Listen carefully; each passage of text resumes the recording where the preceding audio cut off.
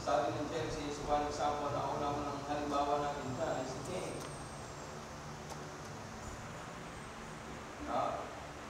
Si King, alam niya kailangan niya gawin.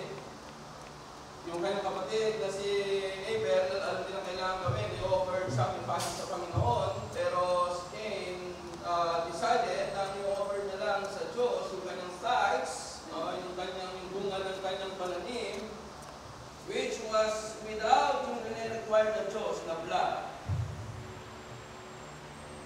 There was no blood sa kanyang offering. God did not accept his offering. Nagalit ng Diyos, umaga ni King, nagalit siya, and sa galit niya, pinatay niya si Joseph. Siya na aming kasalanan, so may galang magalit.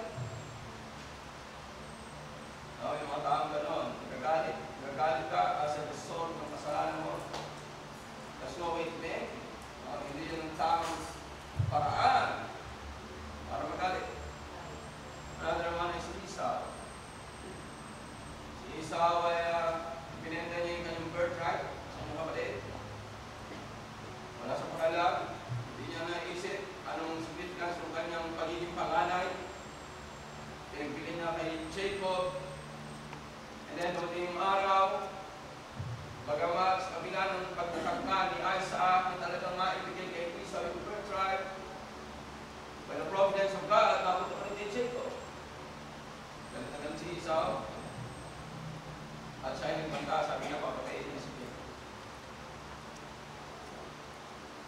Nagtatandaan natin na kasalanan may consequences. So, kapag tayo ay nakakasala, and then suffer tayo ng consequences natin, huwag tayo magalit. And to be willing to accept yung consequences ng ating kasalanan. May mga taong nagkagalit dahil hindi magaganda ang nangyari sa buhay nila.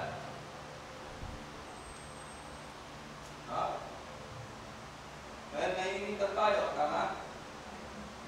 Naiinitan po ba kayo? Nagalit ba kayo sa araw? Hirap araw pa. Kapalo ikaw. Hindi mo ba alam kung ano mangyari sa atin pag walang araw? Nagagalit tayo sa mga bagay-bagay na hindi natin control. Pero mga bagay-bagay although unpleasant, when life is filled with unpleasant things. Chapter 3, verse 11. As the words ng Apostle, Hebrews chapter 12, verse 11. Sabi niya, now I'm not chastening for the present sin that would be joyous, but grievous. Nevertheless, afterward, it yielded the visible fruit of righteousness of the them which are exercised thereby. See, may mga bagay na maaaring hindi mo gusto, pero hindi dahil hindi mo gusto, may karapatan ka na magalit. James, sabi sa atin ni James, chapter 1 and verse 2, count it all joy when you fall into diverse temptation. That's James chapter 1 and verse 2. You see, even in circumstances or situations na hindi maganda, unpleasant, unlikable, tayo bilang mga mananampalataya, ano dapat ang disposition natin? Ano dapat ang yung disposition ko natin? Masaya o malungkot? Dapat masaya. Hindi dahil meron pa nila gusto na naiinis ka na, nagagalit ka na. Think again about Joseph. Joseph would wake up in the morning. For 13 years, would wake up in the morning, he's still in prison. Gagawin niya kanyang trabaho niya, pag-ising sa umaga, nasa prison pa rin siya. 7 days a week, and then that continued for 13 years. He would always wake up, he would still be a slave. And I imagine mo si Joseph kasi in his age, sa katatadyak niya, lumalim na yung buka, yung rehas, pwede niya na matanggal. Nagasgas na ng gusto yung sahig ng prison. Kasi may magagawa ba yung kanyang magmumugmo kung nandun sa preso, sa dungeon? Kasi simply remember that God isip ng Diyos. Ano man ang padadala sa iyo ng Panginoon, maaaring ito'y hindi pleasant, but that doesn't mean it is not necessary. May mga bagay na unpleasant, but necessary. So, hindi yun dapat kagalit ng isang tao. Hindi yun ibig sabihin ng sama. Dahil unpleasant. Matututo tayo ng patience towards mga unpleasant things. Kasi again, tatandaan natin may mga bagay na hindi natin pwedeng pigilan na mangyari. So, ayaw natin sa gusto, mangyayari. Kung umuulan ng malakas, may mga tao habang nilis pa, kung umuulan, natuloy tayo matutuloy. Instead of thanking God for the rain, ano malay mo ang kagandahan na hindi ka natuloy, kung para sa natuloy ka, kung ikaw ay natuloy, baka na-disgrasya ka sa kalsada, kaya pinadala ng Diyos ang ulan, para hindi ka nang matuloy talaga, para hindi ka ma-disgrasya. Kasi ibang we don't think about that. At yun, pag may nangyaring masama, sasabihin natin, dapat hindi na tayo tuloy sa hindi nila natin ginawa ito, whereas God, sa isang anak niya na nakakaintindi at tanggap ang ginagawa ng Panginoon, God's blessings upon that person, at yung blessings ng Diyos sometimes come in form of unpleasant things. Blessings does not always come in pleasant things. Hindi lagi ito sa isang bagay na maganda, nakaayos, there are many blessings na pinadadala sa inyo ng Diyos, and they are not pleasant, and yet they accomplish the purpose of God sa buhay mo. When you talk about your life, you're just talking about your life mo, but yung klase ng pag-iisip mo, pag-reason mo, kalagayan ng puso mo, which will result of course sa tamang kilos, sa paraan ng Diyos na naluluwalhati dahil ang kanyang kalooban nangyayari. The people, some find reason to be angry, galit sila, no? dahil nga may mga bagay-bagay na hindi nangyayari. No? Pagbuka pa lang halimbawa sa bahay, no? Pwede kang magkalit dahil pagbukas mo, wala ng tubig, no? Kaya pagbukas pagtingin mo, wala ka ng sabon, upos na shampoo, kaya naubusan ka ng pagkain, lahat yan, kinagagalit mo. Nagagalit ka na, ubusan ka ng pagkain, di mo alam yung pagkain, inubusin na, panis na. Pasalamat ko.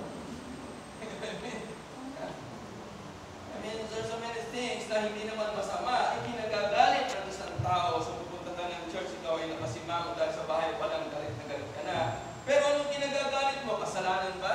Hindi. Kinagagalit mo mga bagay na hindi mo na nagustuhan. But they are not necessarily against the law of God.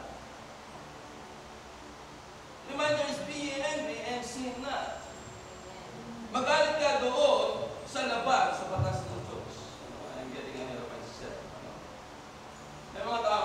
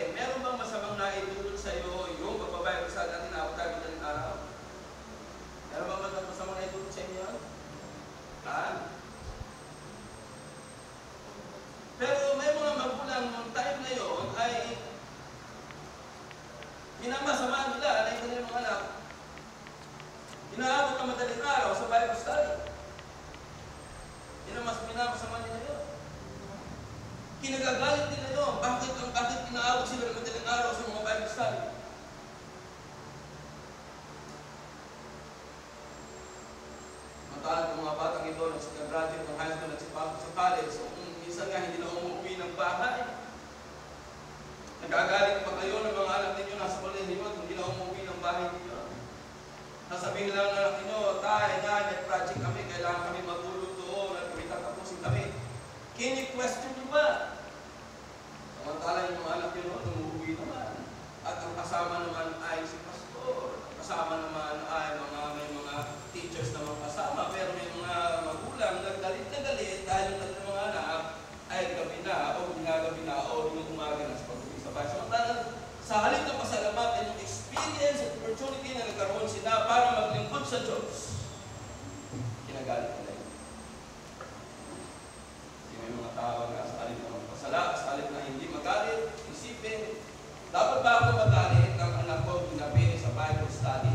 Now, you think about that. You ask that. Dapat ka ba magalit na yung anak mo sumama ng Bible study, inumaga na umuwi? Alam mo naman, sa Bible study galing, alam mo naman, sino ang kasama mo, dapat ka ba magalit?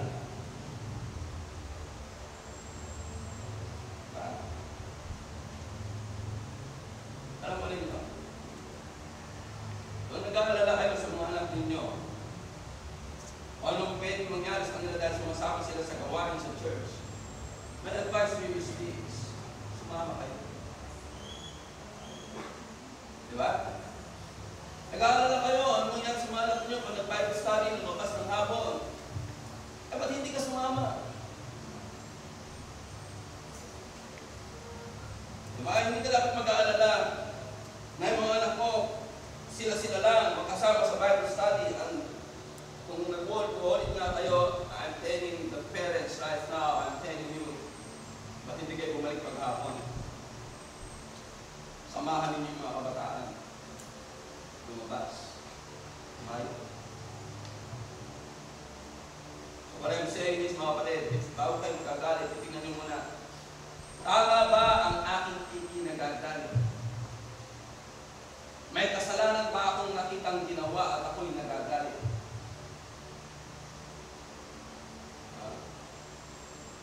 So when is it right to be angry? Look at 1 Corinthians 13. Sabi sa 1 Corinthians chapter 13, charity suffereth long, and is kind.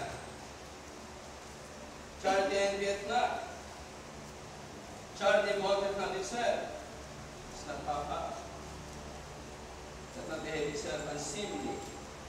Seeketh not her own.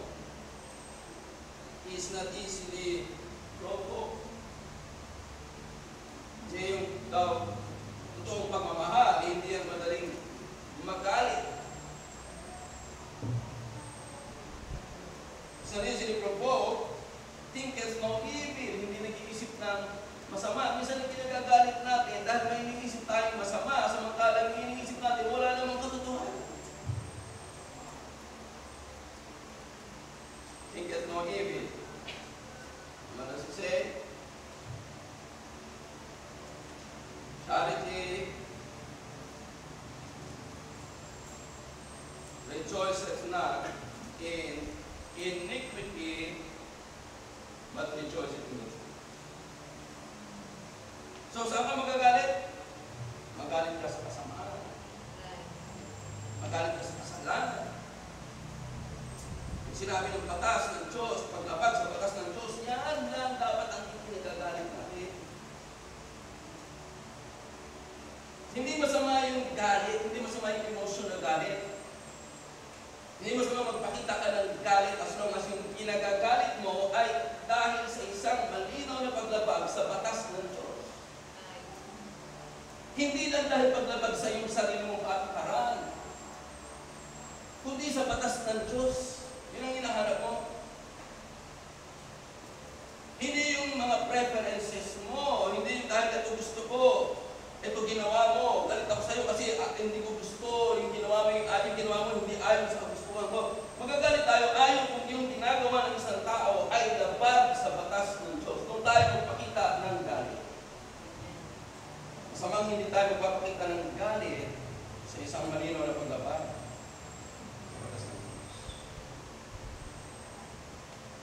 Kaya kung nagpapakita tayo ng galit, mag-express tayo ng galit, na hindi mo naman masabing kasalanan,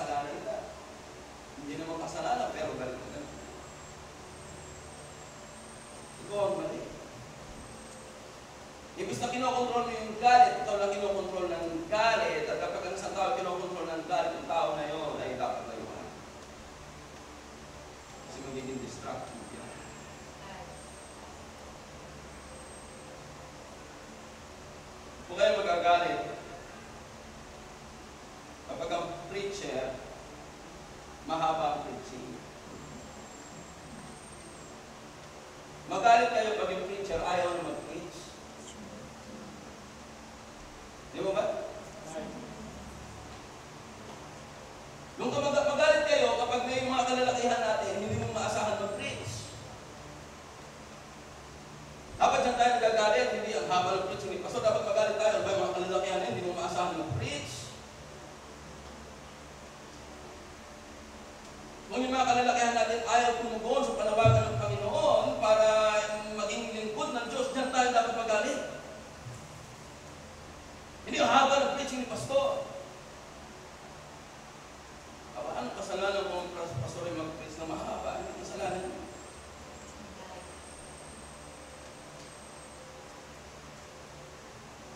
Ay, ikaw ba, sumakay ng rides? Nagreklamo ba't mahaba yung rides?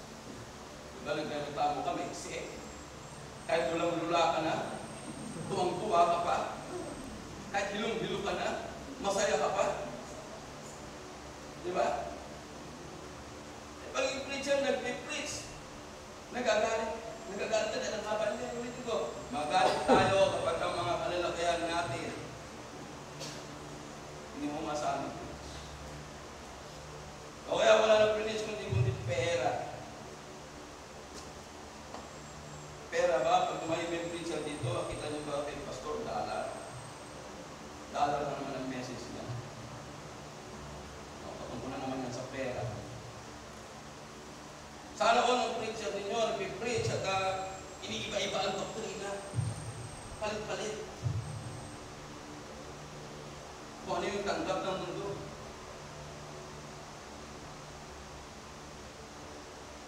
At ikagagalit nyo, hindi dahil mahaba mag-preach ang preach. Kaya magalit kayo sa nagdadaldalan habang nag-preach ang pastor. Yun ang bigwasan nyo. Pero sikuhin nyo, alay yung MC. Bakit magumagas ng tulog yan? Sino mga tao, magbabago yan. Yung mga natutulog, habang nagpapit yung pastor.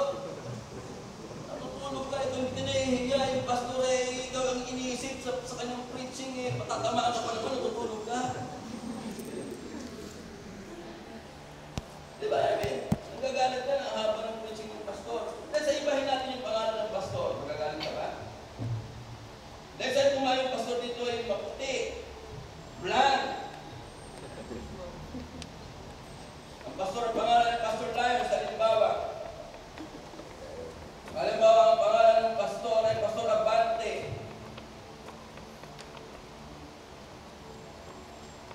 Nakikinig, bibigyan naman natin ng audience yung pastor na hindi naman talaga natin kilala, naririnig lang natin.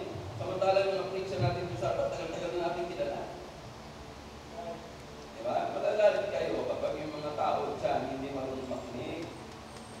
Tulak nyo sa upuan, marunong naman na ng konto. Diba? Diyan ka sa sahig at bumabag ka dyan, magsisika. Yan dapat ang pinagagalit natin. Tayo magagalit. Kung alam ninyo mga anak ninyo, ang kasama ay mga kapwa-Kristiyano. Magalit kayo kung yung anak ninyo ang kasama hindi mga Kristiyano. Ba't kayo magalit? Pero kung mga anak ninyo ang kasama naman ay mga kapwa-Kristiyano, hayo, mag-aaral, magtuturo ng salita ng Diyos, magbibigay ng pagpasahin para sa gawain ng Panginoon ang iniisip, yan, huwag kayong gagalit. Pero kung anak ninyo, nakita nyo, ang mga anak nyo, babaga at believer, dyan dapat kayo pagalitan yung mga anak nyo. Sila, serto na ninyo. Sila sabihin nyo, anak, hindi ko gusto ginagawa mo kasama mo mga unbeliever. Pero kung mga anak ninyo, kasama naman mga dito sa church. Ano ba ginagawa ng mga kabataan dito? Pagkasama yung anak ninyo, yung mga kabataan dito, sila ba yung ibitaw ng landas? Alam mo ninyo kasi pag nagagalit tayo sa maling dahilan, ano sinasabi natin sa tao? Merong kang nilalabag ng batas ng Diyos. Kaya ako kayo sa'yo.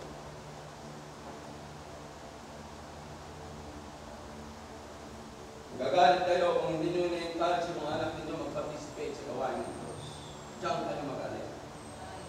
kayo sa sarili ninyo. Magalitan nyo naman sa sarili ninyo. Ang kasama, iyak ka na kung bakit hindi ko pinapayagan ng aking mga anak na involved, mag-participate sa gawain ng Panginoon. Yan ang dapat na maging dahilan ng ating galit.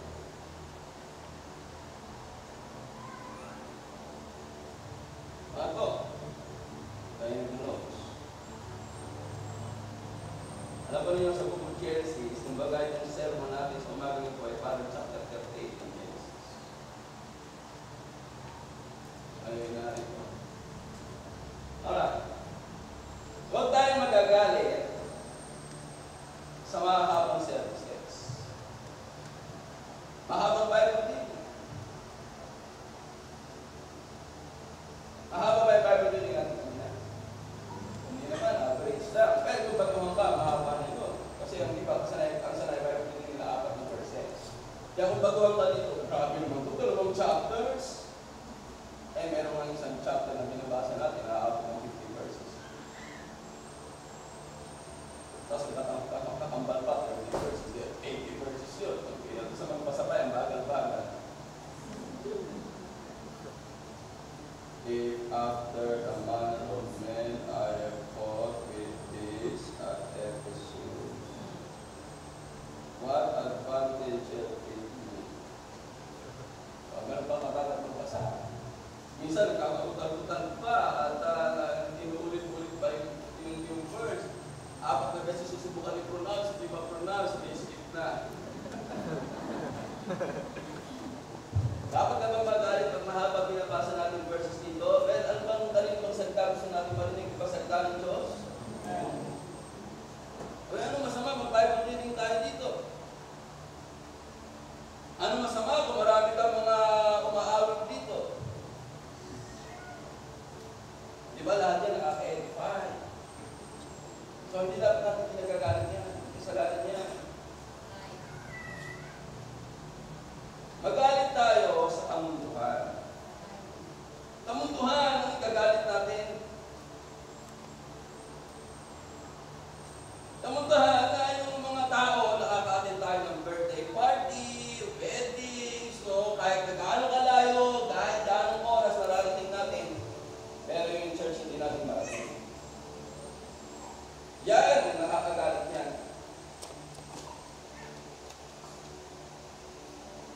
Kaya natin pumunta ng malalayong distansya. Kaya natin gumasos ng malayo, kahit malayo, kahit magkano, kahit anong oras. Nakakarating tayo. Subukan na natin yan. Ano ba? Church outing. Alas 4 ng madaling araw, makita mo na yung nagdadatingan na church outing. Iba nga, hindi na nga natutulog. Diba? Mas maghapon, pabiyahe, pinarugbi.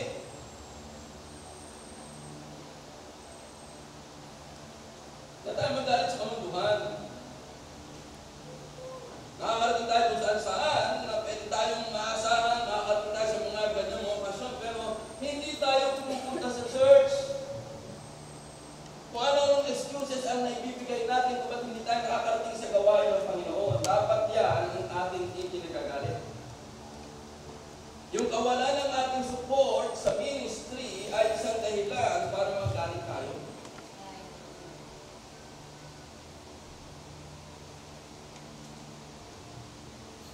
Yung isang araw ay sinugod si Brother Gabriel sa hospital. Sumagot ang dibdib. Alam mo niyo nakakagalit doon? Alam nga natin may sakit yung isang kapatid. Dapat, isang lugar na naisip natin, church. Punta tayo sa church, pag-pray natin yung kapatid natin. Are you following? Let me give you an example to explain that. Okay. Look at Acts chapter 12, verse 4 and 5. Acts chapter 12, verse 4 and 5.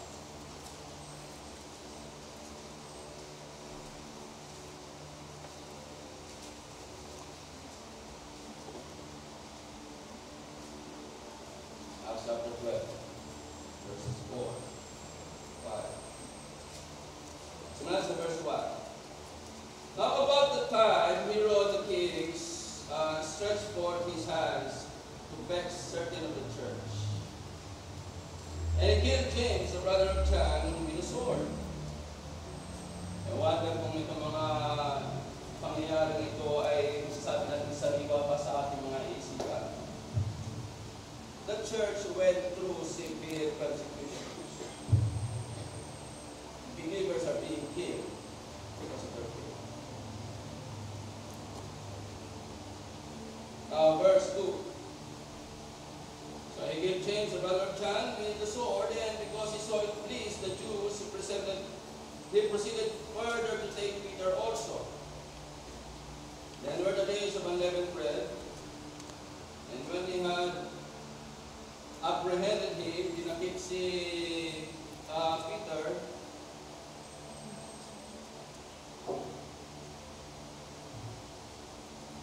he put him in prison. Hindi lang goes Peter. And they delivered him to 4 quaternions of soldiers to keep him, intending after Easter to bring him forth to the people. Okay? Peter therefore was kept in prison. So, nakakulong si Peter. Ano ginawa ng mga Kristiyano? Pumunta ba sila sa bilangguan and visited Peter? Ano ginawa nila?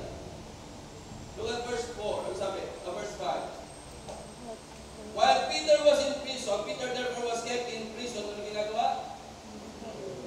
Oh, you can read that. Sabi, but prayer was made without ceasing of the church unto God for him. What was the church doing? The church was in one place together and praying. Hirap sa atin, pag may nagkasakit, tayo nasa ospital. Kahit alam natin prayer meeting, sasabihin natin, kasi nasa ospital ang kapatid ko, nasa ospital ang aking pangangana. You know what's the best place to go? You better come to church. Because that's how God will bring healing or will bring deliverance kung sa tao na yun, kung sa'yo nakakulong, kung sa'yo may sakit. Listen, hindi yung pera mo magpapagaling sa Kanya. Ang pera hindi magpapagaling.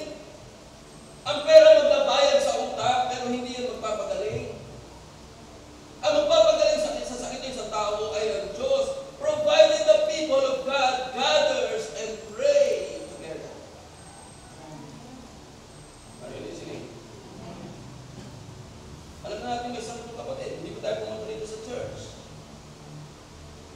Ni walang isang galing doon, pumunta dito. Nagsabi, may sakit si Brother Gabriel ay may sakit. Pag-pray po natin. Hirap natin sa sobrang nating high-tech, akala natin sapat na yung text. May sakit si Gabriel, sugat sa hospital. Pray natin. So you should come to this place. We should meet together. Are you with me?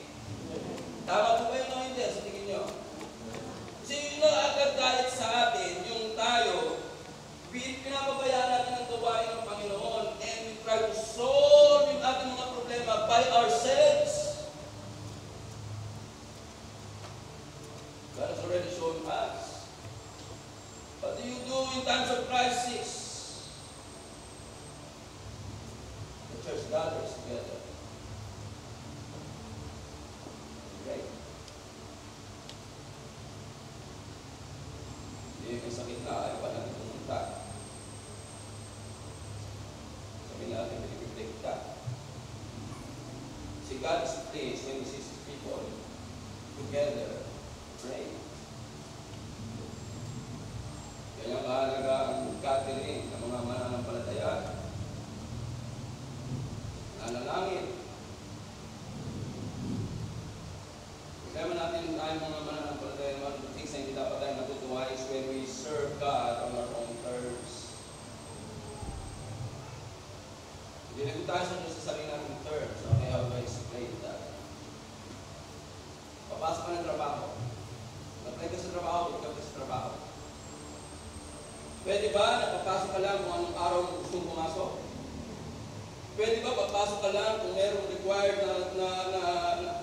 na uniform, susutin mo lang gusto mong sutin? Pwede ba pupunta ako ng oras mo lang gusto pumunta? ka, magtatrabaho ka lang kung kailan mo lang gusto mong trabaho, matutulog ka kung gusto mong matulog, kakain ka kung kailan mo gusto kumain. You see, that's serving, that's working on your own terms. Now, a lot of Christians today, we serve God on our own terms. Mali yan. Yan, dapat magalit tayo sa Kanya. Kung nakita tayo ng mga mananampalataya na ang paglilingkod sa Diyos ay ginagawa nilang base sa kanilang sariling rules, sa sarili nilang terms. Pagsisimba ko ang Diyos, basta ganito lang gusto kong gawin, basta ganitong oras gusto kong pumunta, basta ganitong damit gusto kong isuot, basta ganito gusto kong, ito lang ako, para ganito lang ako. You see, that's serving God on your own terms. God hates that. Let me give you one example. In 1 Samuel chapter 15, God commanded Saul. Sabi niya kay King Saul, patayin mo yung mga Amalekites. Ubusin mo silang lahat. Lahat ng hayop, patayin. Lahat ng tao, lalaki, babae, matanda, bata, sanggol. Patayin lahat. And then what did Saul do? Pinatay niya, kababaihan, kalalakihan, tinira niya yung king. Among sa mga hayop, tinira niya yung malulusog. Hindi nakita ito ng Diyos. Sabi ng Diyos, ako'y nalulungkot. At nagsisisi, at pinili kong hari si Saul. So, inutusan niya si Samuel, papalitan na si Saul. Pumunta si Samuel kay Saul, at sabi ni Saul kay Samuel, "Blessed be of the Lord, I have performed the commandment of the Lord," sabi ni Saul. Sabi ni Samuel, "Ano narinig kong iingay nitong mga tupa nito?"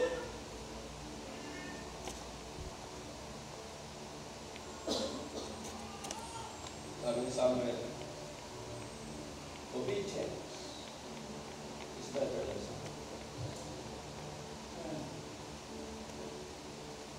Kasi maraming mga mananampalataya who just want to serve God on their own terms. We want to be here whenever we want to be. Kita lang tayo available. Basta wala tayong tawag sa labas. Pero pag meron, kami muna ang gawain ng Diyos. So serving God on your own terms. And then you want to say, "Blessed be of the Lord, I have performed the commandments of the Lord." Listen, you have not performed the commandments of the Lord. And you serve Him on your own terms. Well, alam mo naman, hindi mo sinusunod lahat ng kanyang sinasabi, hindi mo inaalis ko, hindi ito ginagampanan. Sinagalit pag wala tayong commitment sa gawain ng Panginoon. Pag hindi tayo laan sa gawain ng Diyos, and if there's always something else that will take the place of the work of God, that is something na dapat natin kagalit.